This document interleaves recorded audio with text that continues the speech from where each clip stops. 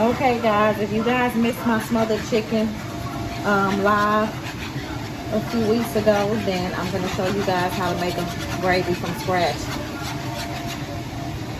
Right now, all I did was use some of my chicken grease that I fried the chicken in, drop some flour in it, and I'm mixing it. I'm just whisking away. That's all I did. I used the flour that I battered it in, put some in there, mixed it in the grease, and we're gonna brown it.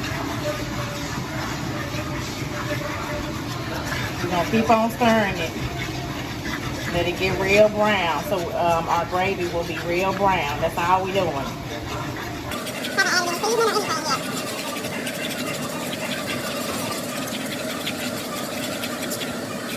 Now I'm putting a little seasoning in my gravy mix.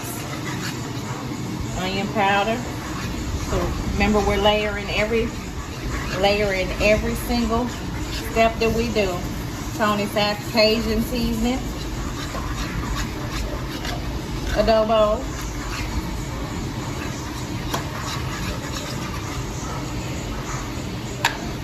garlic,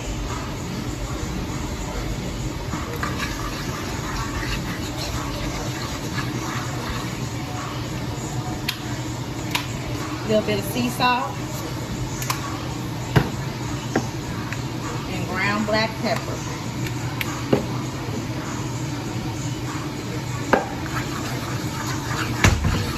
Whisk away. Now I'm gonna let this mixture get a little bit more brown. When you're making chicken gravy, you don't want it as dark as your beef gravy would be, okay? So we're gonna go a little bit more browner because I like brown gravy. I could really stop right here and leave it this light because it's chicken. Now, we was making beef, it would be darker, almost black. Not black, but you know. So I'm gonna go ahead and throw me some onion and bell pepper in. Now I'm giving these country folks a 30 weight gravy, so that's, and then I'm cooking a lot of chicken, so that's why you see mine really thick.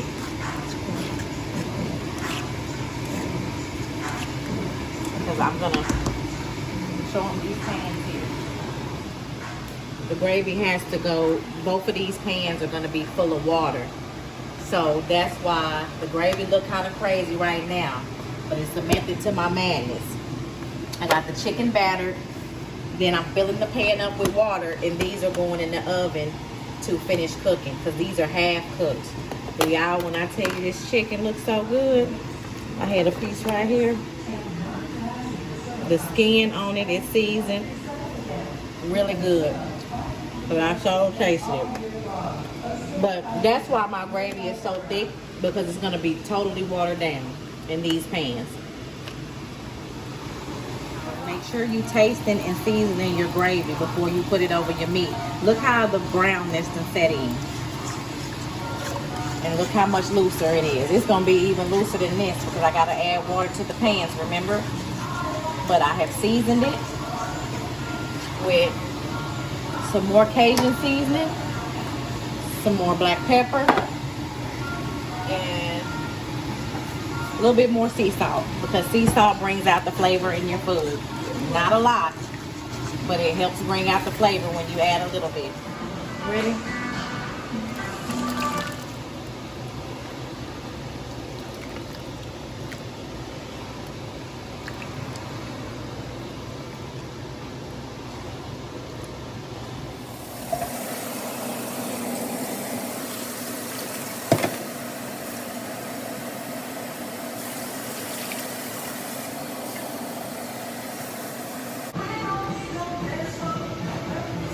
Got my water on there. Look at that. Got my water on there. Made sure they was all drenched. I'm gonna leave it like this and put it in the oven, in a 400-degree oven. I do bake my chicken on 400 degrees so that the heat can flow all the way through. It cooks fast, and I'm not up all day and all night neither. And then it tastes like it has been slow cooked and roasting all day for 8 hours. But no, it's because I cook my food fast, but it don't burn. If I cook this water down and need to add more, we'll do that later on. Right now, this is good enough. And I'm gonna put it in without foil so that the heat can travel all the way through.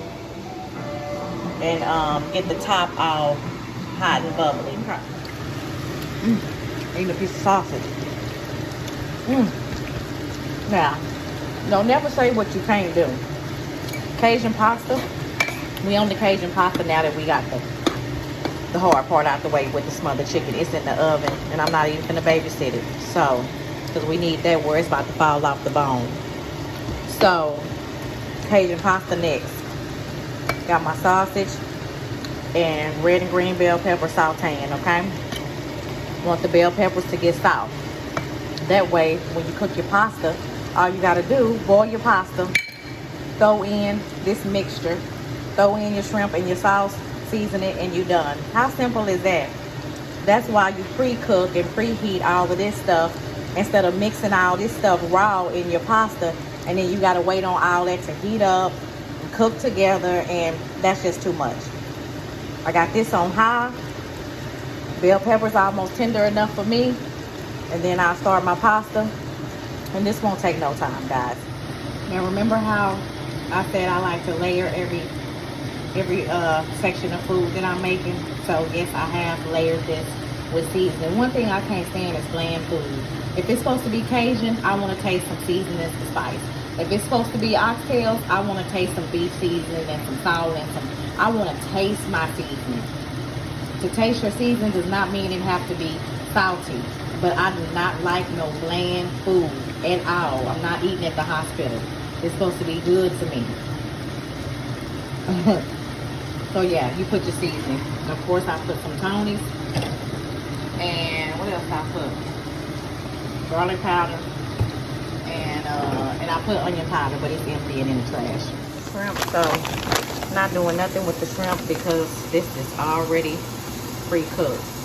Because I'm feeding a lot of people, then yes, I did get pre-cooked small shrimp. If I was doing a seafood boil, then they would be probably jumbo shrimp. But we're making it do what it do. Look at that. Set this to the side. This will be going in when the pasta done. And here go my pot of collard greens. Got my greens chopped up. Threw some onion in there. I got some turkey tails. They at the bottom, but there go one. What I do, guys, is boil my turkey tails first before I drop the greens in there, because I want the turkey tails to fall off the bone. And then it also seasons my water. Then I drop my collard greens. They've been cleaned and chopped. These are not out the bag or not out the can. And drop those in there with my turkey tails. And once the greens are done, then I'll pour some of the water off and season them. I do not season my greens while they are cooking because it's too much water, too much going on, and I don't want that to take away from the flavor. Okay? Now y'all can talk about me if you want to, but yes, I do put a little bit of jalapeno in my greens. I'm not de-seeding it or nothing. I'm just using two. I don't know if y'all do this, but I do put onion and jalapeno in my collard greens. Before I go sit down, everything has calmed down because everything is just cooking. I'm going to sanitize my sink. So important. Some bleach, hot water, whatever kind of disinfectant you use, and sanitize your sink.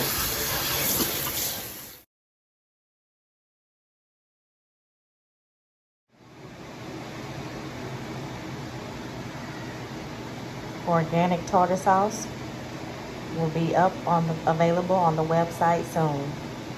Louise's Country Kitchen, organic homemade tartar sauce for your fried fish. We will be showcasing this at the pop-up shop with free samples of fried fish pieces to dip the tartar sauce in. Will be available soon for purchase. Tartar sauces for sale, little individual cups, and then these